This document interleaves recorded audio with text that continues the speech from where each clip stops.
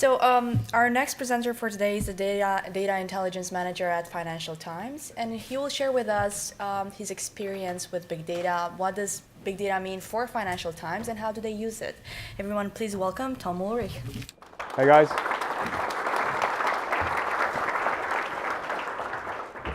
Stay away from the lectern. It's a little bit high for me.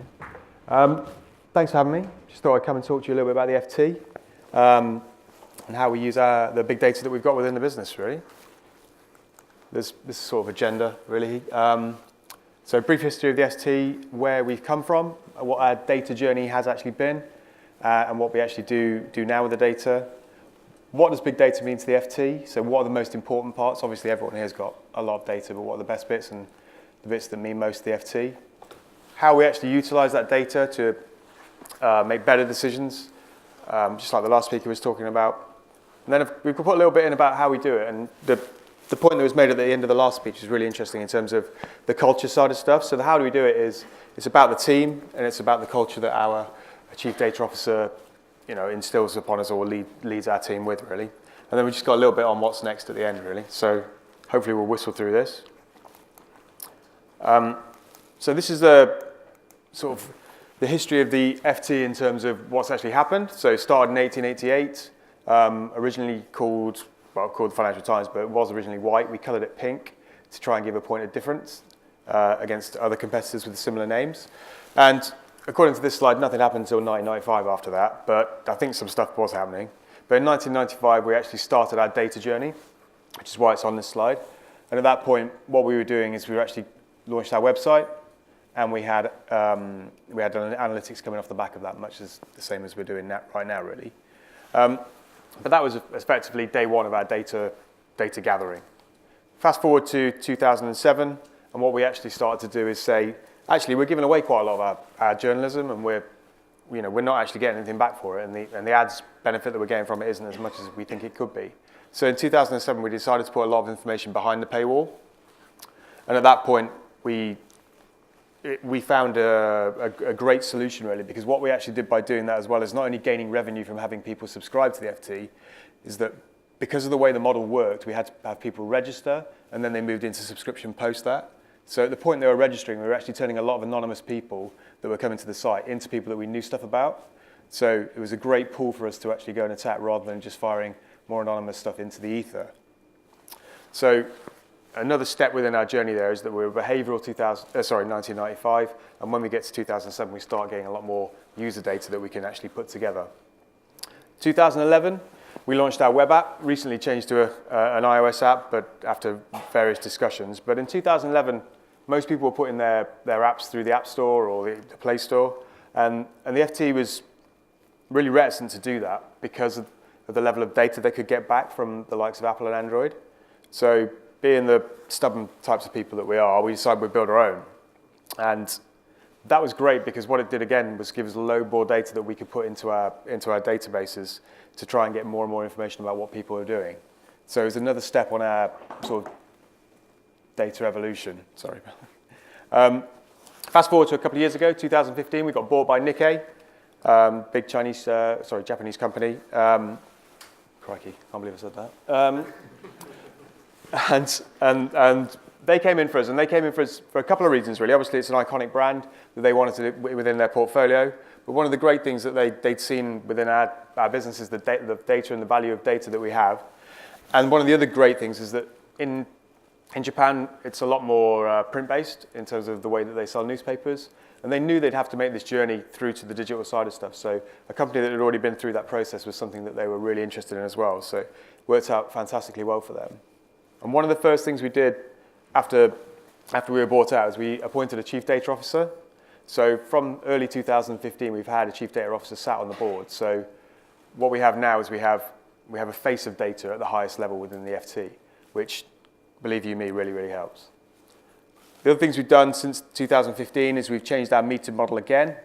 So we've moved to a 28-day trial model, then leading to subscription, which gives us more and more information about customers and how they utilize things. So you can imagine back in 2007, someone had 3 articles as a registered customer, and you could make limited assumptions around that. But now if someone's coming for 28 days, you've got a lot more information about what that customer's done over 28 days, and therefore more points to leverage to try and get that person to come back as a subscriber. So although this is a history of what's actually happened, it's very much our data history as well, and it shows you that from 1995, data's been pretty much central to what the FT does. So what does big data mean to the FT?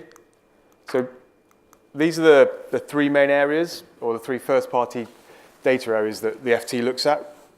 So as you can see, user behavior or meta. The user stuff is all about the customer. What do we know about that customer? What can we find out about that customer? And the interesting stuff around this is that we can use this within data science models for lookalike stuff. We've built inferred gender models off the back of this. We've built inferred industry, just because we can see what people are doing and what they look like. The behavioral stuff is the stuff that I think we've all seen before in terms of what's read, where the people are going on your website, what they're actually up to. And the behavioral stuff is obviously really interesting in terms of like targeting and marketing campaigns, because that allows us to understand what these people are actually up to and what they're interested in.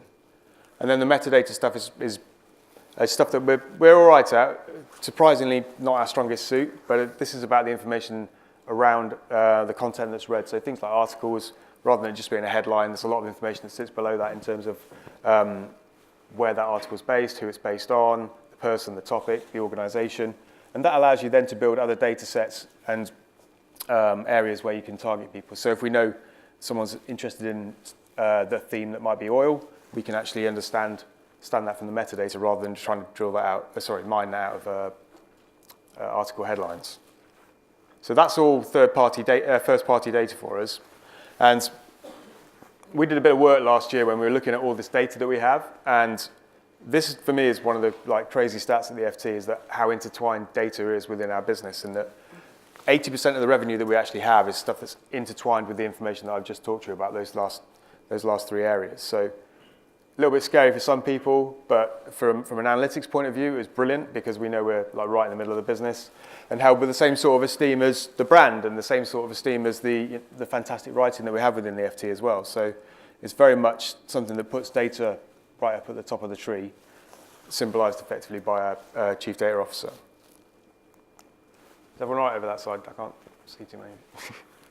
So just going to go through a few benefits. This is something that we see way too often in the FT. It's up on pretty much every blooming wall. But this is our challenge from our CEO. Pretty simple one. Get to 1 million paying users. And when I say simple to describe, very hard to do. We're at about 800,000 at the moment, trying to get to that 1 million mark. And what we obviously understand at the moment is we're going to be doing that going into a headwind. And the headwind being that print subscribers are going to drop. That's what's going to happen for people, because people are reading less and less on paper. So we need to make up that next 200,000 to get to that million. And we need to make that mostly through digital subscriptions. But we're also going to be trying to do more than 200,000 because we know we're going to lose people via print. So the two main metrics that we use to drive this model, or this number, are the engagement of the people that are with us at the moment. So trying to make sure we retain as many people as possible, which is obviously the most important thing with a strong base. And then how do we add people in at the top? So very simply, just stop people leaving at the bottom. How do we do that? And how do we get more people in at the top? So what we do is we have an engagement metric at the FT. And this is something that our data scientists, who aren't allowed out as well, have worked on and built for us. And this is an RFV model. A lot of you in retail may have seen this in terms of recency, frequency, and value for a customer-based type metric, engagement score. But this is volume. And the volume on this is the amount of stories that someone reads that are behind the paywall. So we built this about 2.5 years ago. And obviously, as you can see there, the more engaged the reader is, the more likely they are to stay. Pretty obvious. But we've then put in a hurdle rate here. So we know the score from this equation, from this algorithm, that we need a customer to be at to make sure they're much more likely to not cancel. And when you get to sort of the upper echelons of people that are reading 100 stories a day, this sort of thing doesn't really matter. But when you've got those people that are on the cusp, it's really important for us to be able to understand where that is. And it allows us to build a lot of campaigns around that as well. If we know we've got bulks of people that are close or just above the threshold that we've set, we know we need to do work on those particular people. And it really allows us to focus.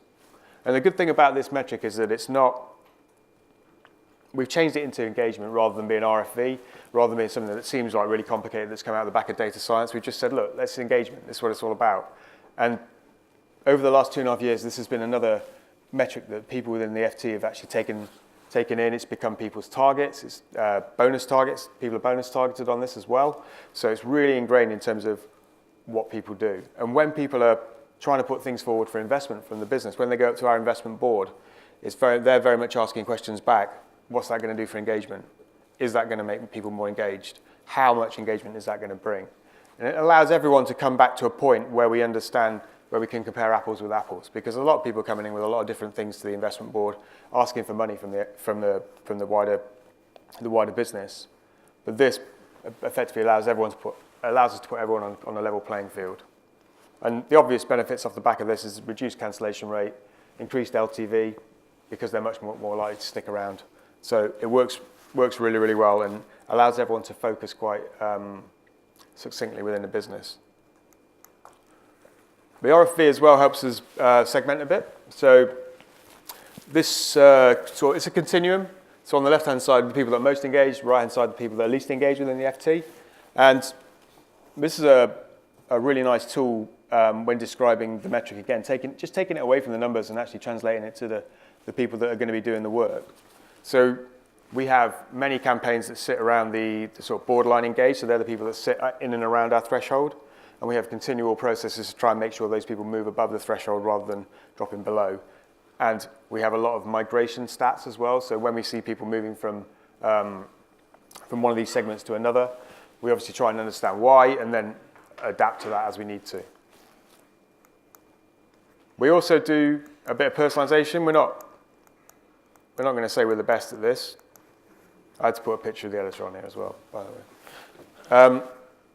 So we're not going to say we're the best at this, but we're obviously trying to improve it at the moment. What we've launched over the last year is something called MyFT, which is another chunk of data that we take in that's behavioural. So this is people saying, I want to follow everything about Brexit. I want to follow everything about the German political election. And it just gives you more and more data points to be able to market to someone, and because you understand how they're actually, what they're actually interested in.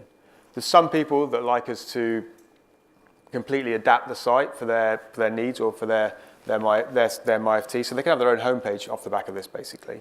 But a lot of people like to see the standard homepage and then have their stuff filtered in. But this is another thing that then allows us to drive a lot more of the RFV side of stuff.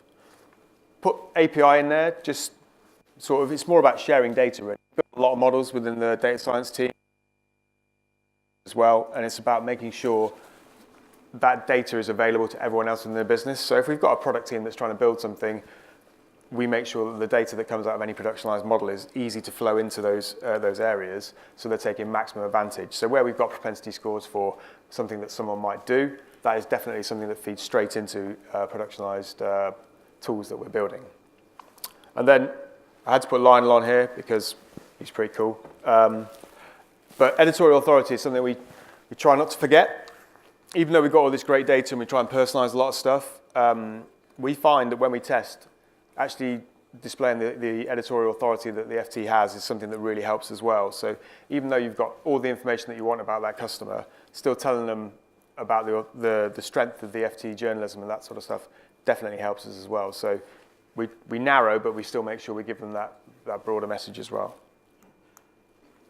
This is just a quick example of one of those things that sits on around the ethics that the last speaker just talked about. This is a sort of an example of a challenge that we were given by the ads team. So those guys came to us and said, we're missing out on quite a few million pounds worth of revenue because we can't target people that are traveling around the world, like business travelers, because we know they're high net worth, and people don't say, I'm a business traveler when they come to us. So this is understanding how people interact with the FT across the world, from an individual user point of view, where they access from, how often they access from, and trying to understand that actually this person's making more than X amount of trips in a month to different areas. Therefore, this person looks like a business traveler. So we built a complete ad segment around that, which then allowed us to access that complete ads market around all the airlines and that sort of stuff. So, and realize the money that the ads team were missing out on. We get other challenges from the advertising team as well, just to try and see if we can actually build extra segments that those guys can then leverage with customers that they know will pay for that sort of stuff. So it's just a nice application of the data that we have based on the user and based on the behavior of that person. Okay, how we do it. Big old quote. I think everyone has to write out one of these at one point. But this was the bottom bit's the important bit. It's the analytics first part of it. And this is about the culture. This is driven by our chief data officer. And this analytics first approach has been intertwined within the FT. And it's about how when people do stuff, they don't think about analytics or the data that they're actually going to produce as a sort of last thought. And in our business, sometimes that happens, but what we're doing by trying to move this culture around is actually say it's all about the data. So whatever you're going to do, understand what that's going to affect downstream and understand how we can then leverage that downstream as well. So this is very much comes from our boss, the top man, Tom Betts, who's the chief data officer. And he evangelizes about this in terms of how, obviously we've seen data as the middle of the FT, and then how anything that these people do or anyone around the business does, how that affects us and how that we can make sure we leverage it effectively. This is the team. So the big boss at the top. We've got an analytics area that's broken down into a few different areas. So we've got reporting, data intelligence, which is sort of the wider commercial side of the business. Data science, we've got a few of those guys. They're great. And then vertical specialists. So vertical specialists is something a little bit different for us. We had a core team that was the data intelligence team and the data science team. But we saw more demand coming from our editorial team and from our product team. Therefore, we decided to actually place analysts into those areas and trying to tell a journalist, trying to get a journalist to think about numbers and trying to get a journalist to think more about the data that they're producing. So it was all about this idea from our chief data officer to say, we need to get analytics as we need to give it a wider breadth within the business. So actually putting people into these places really, really helps. And we have multiple teams. We've got two teams. We've got one in editorial, like I say, one in product. And those guys really drive the data agenda within those things. And that visibility and that the quality of work that those guys are pumping out really helps us gain authority from an analytical point of view. And when you start hearing journalists quoting numbers back to you, you think you're actually getting there. It's brilliant. Campaign management is our email team, effectively, and all the models that we build within data science and how those guys run off the back of those. And then data strategy is a wider thing that is mostly around the chief data officer and a separate team. I think this is one of the most important things to note here is that the bit in the middle doesn't really work unless you've got the bit on the left-hand side working well. We have dedicated technology teams and people within product, and we've got a qual team that sit and do research for us as well. Third parties is stuff that services our stack and all our data and make sure it all stays relatively useful. But without those, the bit in the middle doesn't really work, and it's important that we remember that. These are our key stakeholders, so this is pretty much everything within the business. So we will service pretty much everywhere, but we will have a certain amount of focus within, as I said, the vertical specialist side of stuff. And I suppose the team in the middle is about 15 people, but I'd say all-encompassing with the guys on the left-hand side as well is probably double the size of that. So we've got about 15 people doing the central part of it, which is actually churning out the data and the analysis and the science. But another 15 people making sure that information's there and ready for us to use and in a good state. Very important team. I'm going to be a bit quick here, but what's next? So this is just a horrible slide with lots of writing on. I apologize for that. But this is just some of the stuff that we're looking at for 2018. So stuff around in-house attribution, linking customers across all of our platforms. So we've got multiple publications that we're trying to now build into one single customer view again.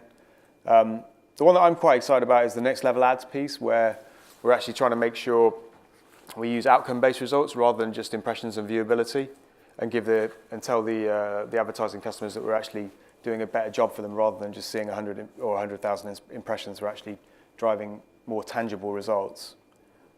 Self-service is more about our democratization of our data and getting more people that are within the business to start answering a few of their own questions rather than coming to us with ones that are interesting rather than useful. And then, it was touched on before, GDPR. That's obviously something that's going to be affecting everyone in this room. And by the sounds of it, everyone's got it sorted, but that's something that we're looking at quite a lot, trying to make sure we see that as an opportunity, really. And that's another sort of culture thing from the Chief Data Officer as well, is that GDPR isn't this thing that we should be scared of. It's something that we should be looking at and saying, how can we leverage this to be better than everyone else at it? And how can we make this something that actually stands us apart from everyone else, rather than actually something that consumes time and doesn't actually pay back? There's a few other bits and bobs on there. My favorite one's the bottom one, because every now and then we get given some time just to go and do some cool stuff with data, which is really nice when you step away from the day job and properly have a look at some of the information that you've looked at. And we deliver something every quarter that's just something slightly different for people to look at, and just to try and jog thinking and jog more strategic stuff that's going on. But the time that the FT allows us to do that is brilliant, because it just takes you away from that cold face that you're at all the time and allows you to think a little bit more. But that's it. Thanks.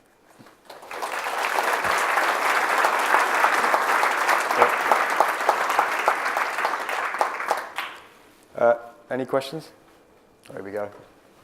So, Tom, both you and the previous speakers talked about democratization of Yep. data in your own way. So, can you elaborate a little bit on what you guys are doing So to support that? we've purchased a dashboarding tool, as most people will have, and we have power users within each of the main areas within the business. So when we first got the tool, we realized it wasn't going to be this thing that everyone could use. You're going to need a certain amount of training. So instead of that all falling into the reporting area of the team or all falling onto the analytics team, we took a power user or got people to nominate someone from each of the key areas of the business, trained those guys up to a reasonable level, and then allowed them to field a lot of the requests. There was also a lot of work that we did at the start in terms of what most people want, and we built a suite of 20 dashboards to start with that covered a lot of questions that people would have. So unfortunately, it always takes a little bit of time for people to get through to get onto these things and believe them.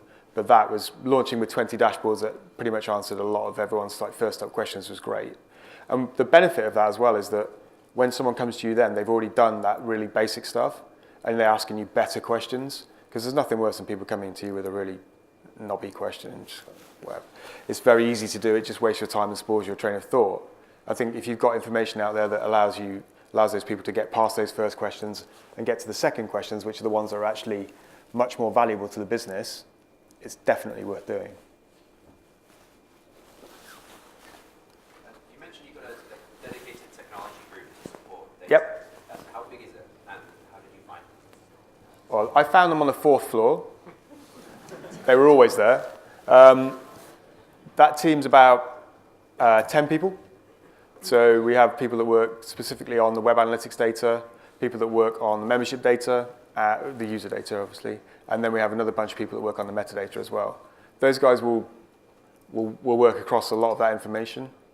They're not they have got their own speciality, but they move within those areas. We were there when I got there, so I don't know where they found them. We moved analytics tools about 29. I remember now. It was 29th of February 2016. We moved over because it's a leap year date, so everyone remembered it. But we moved a lot of the people that were working for our previous analytics team. We poached a couple of those guys to come over and help us with that.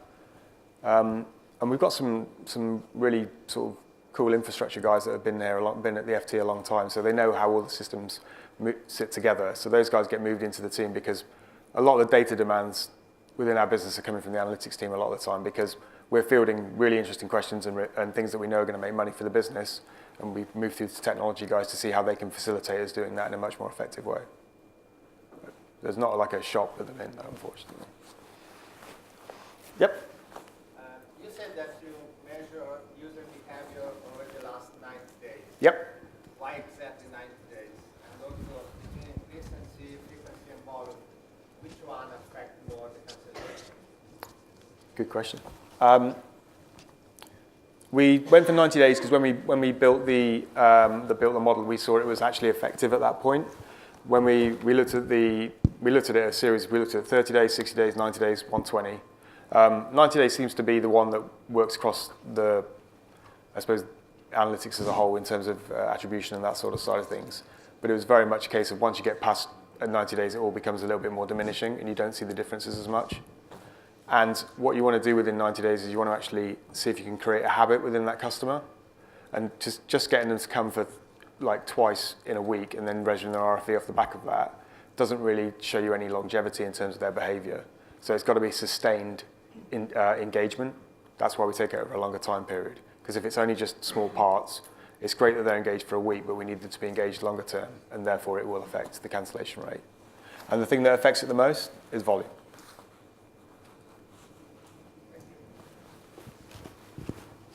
Where are we going? So you were talking about building the recommenders with the news content. Do you think there's maybe an ethical issue with creating a recommender which simply reinforces people's opinions rather than challenging the way they think? I'm thinking with recent political events. Yeah, totally. I think that's why we talk about the editorial authority a lot of the time. And when people have that option to, so MyFT is something that allows customers to do that themselves, whereas previously we would have done that understanding the behaviour that those people have had and therefore showing them those types of stories. So they're actually clicking on those things to actually say, I want to follow this. But like I said previously, there's some people that actually say, I'm interested in this, but I want to know what the FT thinks about it before. So actually, a lot of people don't use that MyFT homepage. They're much more likely to go to the FT homepage, understand what we think about something, and then go to the information that they want to talk about. Is that helpful? There's a balance to be had between that, because some people see it and say, why are you giving me all this stuff on oil? I'm not that interested in it. I want to know what the FT thinks. So we make sure that that stays at the forefront as well. Is that right? Yes, sir. Yeah, probably a related question. What's the ethical position on auto-generating stories? Auto-generating stories? Basically diminishing the number of journalists you need. Are there any journalists in the room? Right. Oh, that's all right. Is that the next step that we take? That is an interesting point. What we're doing at the moment is we have a labs team that sits within the FT as well, who just do cool stuff all the time. But they're trying to do spoken articles at the moment. But in terms of actually developing individual stories on their own, I think, personally, I don't think that is where the FT will go. Because it doesn't, why do I think that? No, I don't think we'll go that way yet. But I can see it as a logical progression. There might be some areas where that actually becomes something that we would do, but I still think there's going to be areas that we sit in the sort of more premium sort of side of things. So it could well be that we stack up a new what's the word? Access model that says you can get in, you can see all the automated content. You have to pay to get to the stuff that's done by journalists, and then you have to pay to get stuff done by like the top level journalists that we have, which makes sense. But if you ask the National Union of Journalists, it's probably something that I'll not be happy about. Hello. You mentioned about sort of cool stuff of data. What kind of, can you tell us a bit more about things you plan for 2018? I can tell you what we've done in those time periods.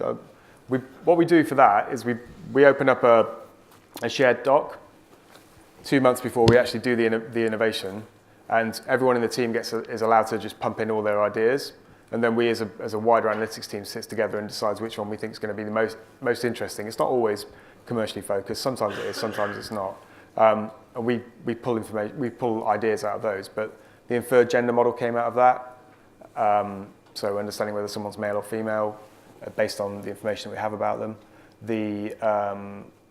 We had a propensity to be either B2B or B2C, so we built that out of it as well. So there's a lot of people in the team, obviously, and they're taking a lot of requests from people all around the business, and we bang all those down on a sheet and discuss them as a team and say, right, we think this one's actually quite interesting, or something that's going to step us apart.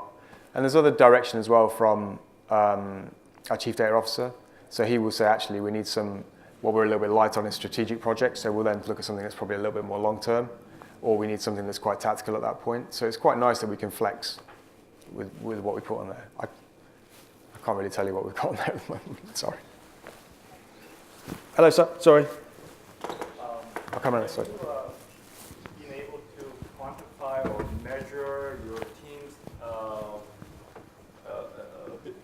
have you been able to quantify or measure your team's impact in terms of the either subscriber gains or in terms of the revenue increase or at all? Yeah, so I talked about the investment board and when people need to put forward cases in terms of how they're going to actually increase the engagement or they're going to increase the volume of people that we have.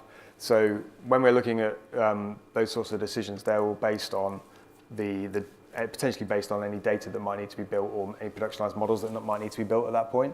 So value that we can assign to anything that goes through the investment board, and then obviously the return that we see on that from a wider business point of view goes towards those particular types of people. So there's a lot of stuff that we do at a lower level where we've got to do our own sort of commercial verification of it in terms of is it worth it or which one should we prioritize, which is why the RFV metric comes in quite nicely, because we know if we're doing something that's going to affect that more, that's going to be worth more to us than something that's going to affect it less. It allows us to put those things on a playing field. But anything that goes into the investment board will have a return on investment case, and understanding how much data is affecting that allows us to then see the value of the people that we've got within that team. Sorry. There's one more at the back there. Last one. And I've got to get off the stage. What is your approach to GDPR? How do you think it will impact your projects, and what are you doing to prepare for it, I suppose? I worry about it a little bit, just in terms of what it might affect, and I think marketing people worry about it a little bit more in terms of the data that we have on people. But I think it comes back to that ethics part of stuff. So I think GDPR, for me, is going to be quite extreme, but they'll bring it back to a medium point that allows everyone to still function. But I really think the ethics should drive that. We often talk about, would your nan be happy with that? That's sort of your yardstick. Is that if I did that to my mum or something like that, would she be happy or would she not be happy? So I think there's the ethics part of it, but our approach within the FT is to say, this is an opportunity. This is something that we can do better than anyone else, and therefore not have the problem. Because I think the thing with GDPR as well is that you've got minimal teams, or we've got a finite amount of resource, and if we put everyone onto that, how much of that is going to stop? What's your opportunity cost to that? You're going to move away from stuff that's potentially driving real value within the business, well, not with some value, but real monetary value within the business. So the opportunity side of it is the thing that we've got to make sure we don't lose, because by taking half the team onto GDPR for 6 months, what has that meant you've lost in terms of what they could have produced from a revenue point of view? So you've just got to be careful about that, really. All right. Cool. Thanks, guys.